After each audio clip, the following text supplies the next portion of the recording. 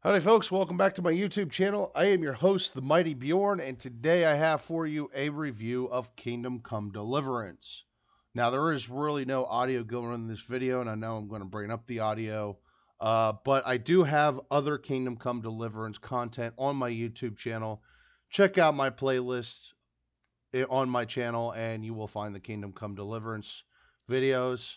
And I'm in the process of actually uploading this video. I am going to be adding more and more Kingdom Come Deliverance content to my YouTube channel, so you can kind of get a feel for the game and see some different footage besides of what I have here in the review of the game. But let's dive on into it. Let's get some more information, give you some more information here. The developer of Kingdom Come Deliverance is Warhorse Studios, and actually this is their first game. Now, from what I understand, when the game came out, there's quite a few problems and glitches and things like that with the game, and a lot of that stuff has been fixed. This is actually a post patch 1.9 review, so that way you're understanding where I'm coming from here and why maybe there was some glitches in the game, but they will not be listed here in the review because I didn't personally see them myself. The publisher is Warhorse Studios and Deep Silver.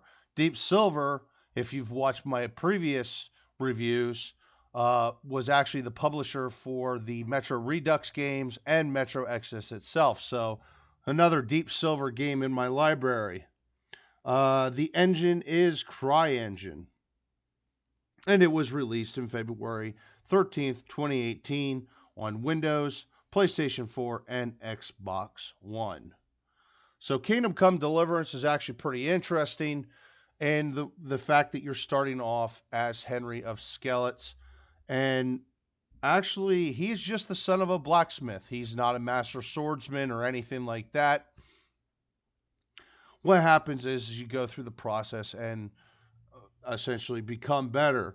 In general terms, Kingdom Come Deliverance is the story of Henry of Skeleton and how he presses on after watching his friends and family slaughtered by King Sigismund's Cuman mercenary force.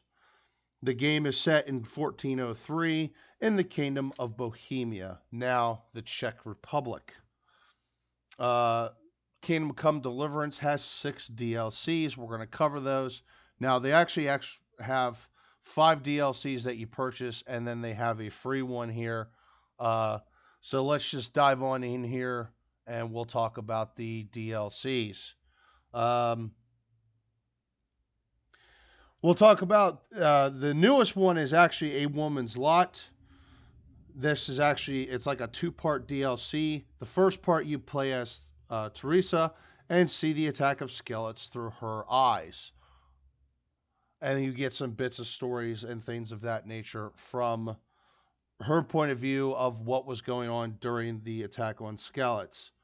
And the Madonna of Sasu, Henry has to help an old friend from skeletons, Johanka. So that's actually quite interesting part of the DLC too.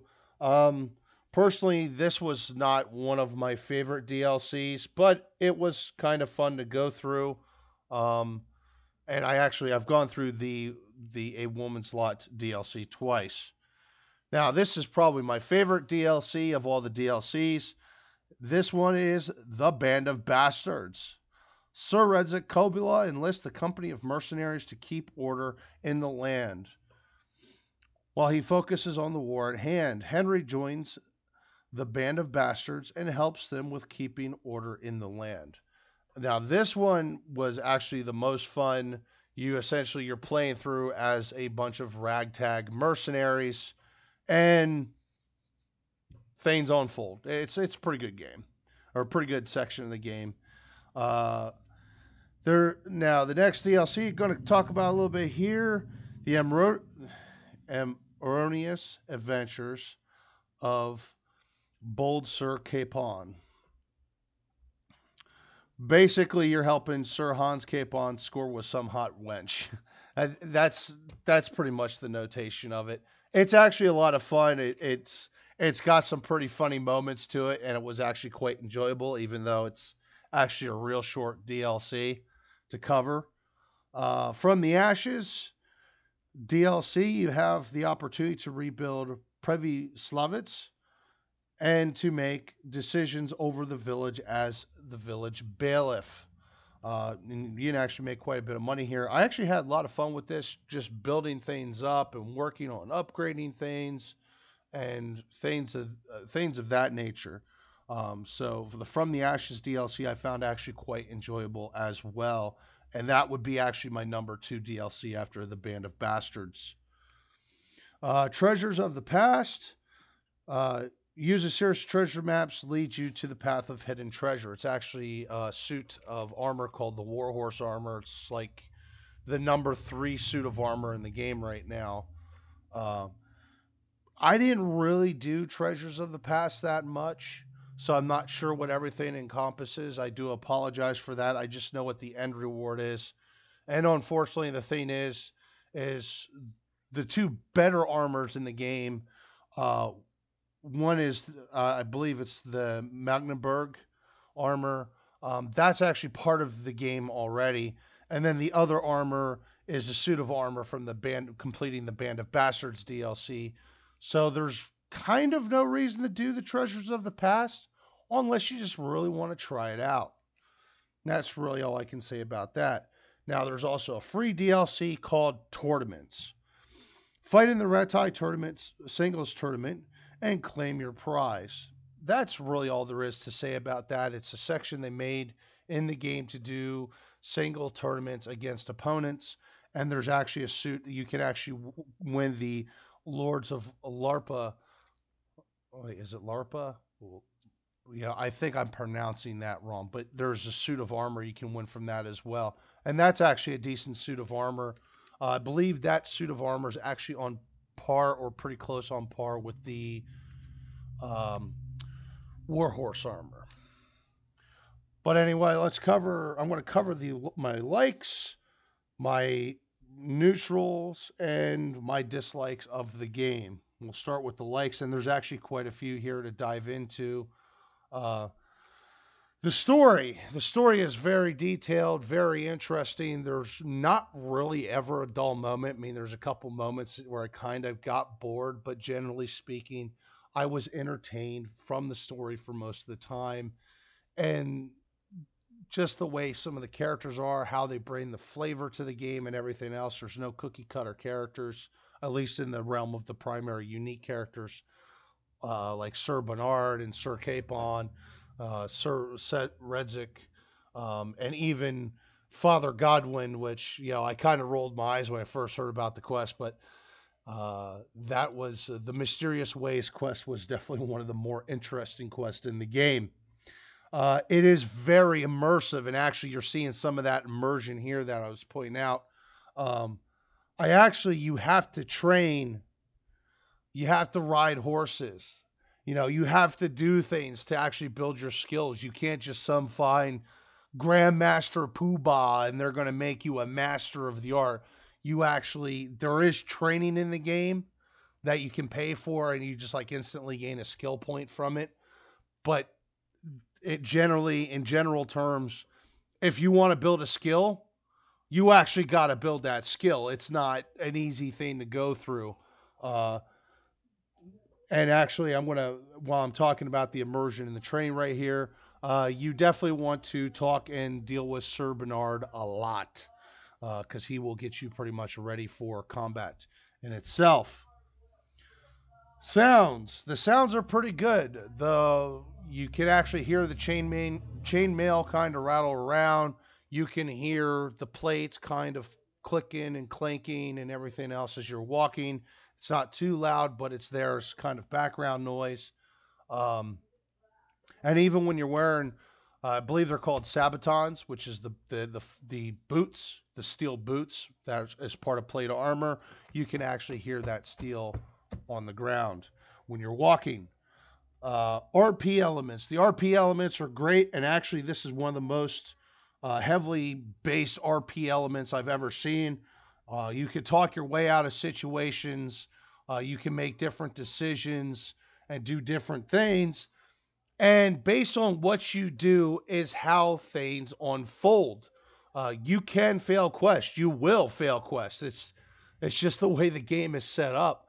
Um, and certain characters will react to you certain ways based on what decisions you make, and those decisions are fairly permanent.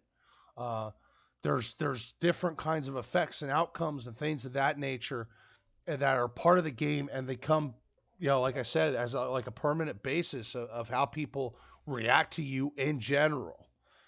Mods, the game does have mod support. The mod support's very good. There's actually a couple mods out there I do recommend, but I'm not going to dive into what mods those are right now, as I'm also still testing mods. Maybe down the road I'll be able to take time and come up with a video showing off different mods I recommend personally for Kingdom Come Deliverance. Generally speaking, I feel the graphics are actually really good, but there are some downfalls to this, which I'll dive into later. But generally, you can tell what you're looking at, what the different types of armors are, the different details of the armor. Same way with the weapons, the shields, etc., etc. I mean, such as here where you can see my shield. The back of my shield, it actually does look like wood grain, which the shield is wood, so that makes sense. Horseback riding is very enjoyable. This is actually the only medieval RPG per se that's actually got mounts that I actually enjoy riding the mounts. So horses are very good transportation. I don't like mounted combat though. I'm going to get into that in a bit. Um, I have to admit the AI can be very smart, actually, especially the guards. Uh, if you steal something and you per se drop it in front of a guard right before he searches you, he'll actually detect that and be like, "Hey, you stole that." I actually find that very interesting. That they it's just those little things with the AI that's really smart. I like how the AI reacts. The AI actually has to take moments to like stop and eat and things like that. So there is some survival elements even among the AI, which is cool. The AI has to sleep and things like that. Another thing I actually liked about the game, makes the game feel a bit more realistic, is the game has survival elements. You actually have to eat. You actually have to sleep. Uh, Stuff of that nature. It feels like you're actually living in the events going on in the game. That's actually one thing I like about the game as well. Even as part of the main story, you actually feel like you're a part of everything and that you're actually doing said things. Um, the next thing I like is all lines from NPCs are voiced. Now, some of there's quite a bit there that's just like generic cookie cutter voice lines of different voice tones. But generally speaking, every single voice line, even among the not so important NPCs to the extremely important NPCs, are voiced. I never had to read a single voice line in this game. I thought that was amazing and was definitely one of my favorite parts about the game. And that's just one of those. There's a lot of little details in this game that I really enjoyed and just kind of stood out to me and just felt right. Such as little things that I first start playing the game and I walk up to a table and I go to pick up the apple, and Henry actually reaches out and picks up the apple and pulls it back towards him. Little details like that was just like, it was like never a detail I ever looked for before. But then when I actually seen it, it was like, wow, that is such a great detail. So a lot of things this game actually has running for it in the positive. Now I'm going to go on to the neutral section, and this is kind of like the half bad good type deal. The combat system. The combat system is very complex, hard to master, but rewarding once mastered. This has a very unique, very complex combat system. I do actually enjoy the combat system quite a bit. I hated it at first because I didn't understand it, but once I picked it up and I started understanding the combat system, it was actually worth learning. Um, the different angles of attacks and different techniques and swings and thrusts and things of that nature really stood out to me, as I actually do have a little bit, well, quite a bit of hand-to-hand combat training with medieval weaponry, such as axes, swords, and polearms. Dirt effects. The dirt effects I really didn't like in this game. It just seemed like I was always dirty. Even after cleaning myself, I was dirty again. And I ended up putting a mod to help extend kind of like the timer that Henry gets dirty. But it just seemed like every 30 seconds I was dirty. I go to a bathhouse, get my stuff cleaned up, and just minutes later I'm covered in dirt again. Look like I rolled in a pig pen of pig shit.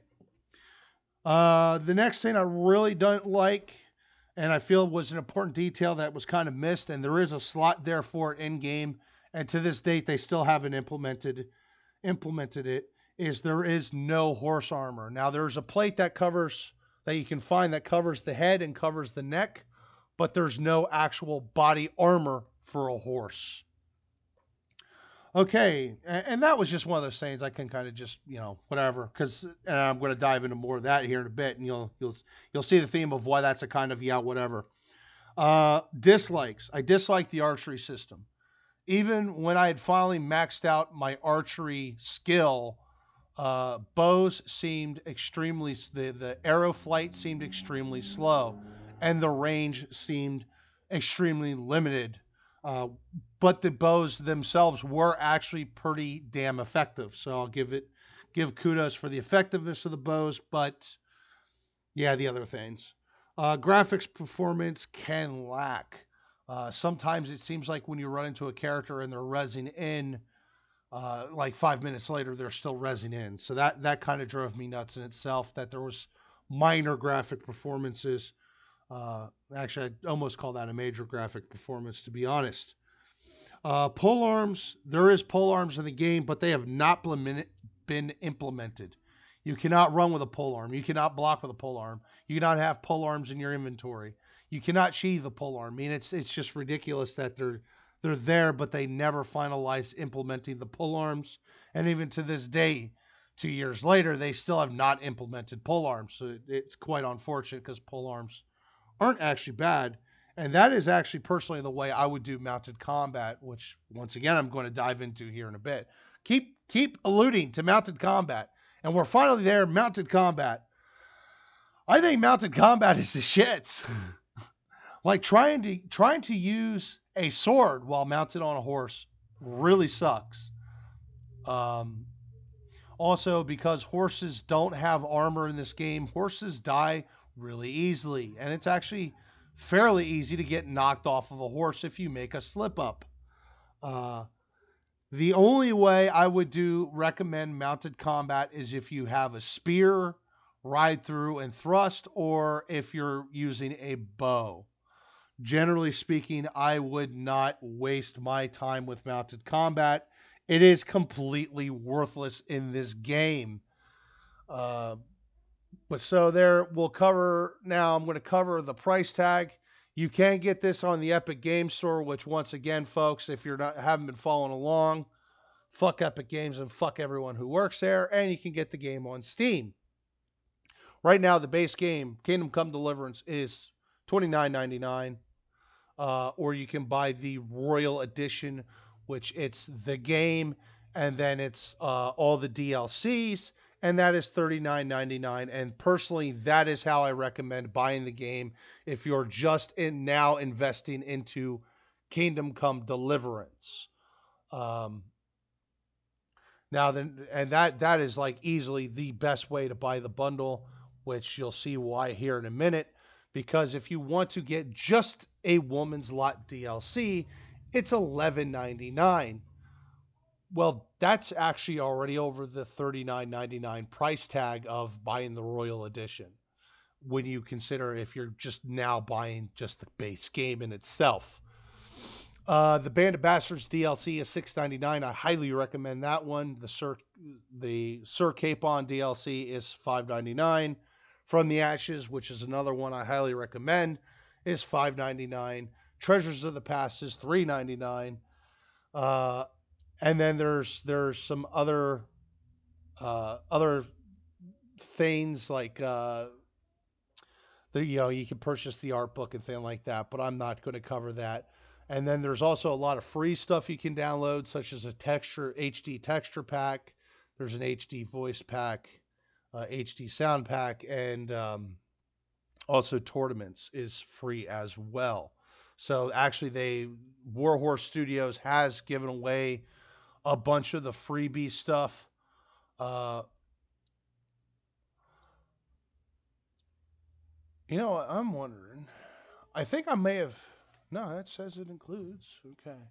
Thought maybe for a minute there I made a mistake on the Royal Edition of the stuff. But anyway, personally, I know the video's gone a little long here. We're up to 20 minutes. Personally, what I'm going to throw out there is if you're into RPGs and you want to get into a serious, realistic feel RPG, this is actually the game for you.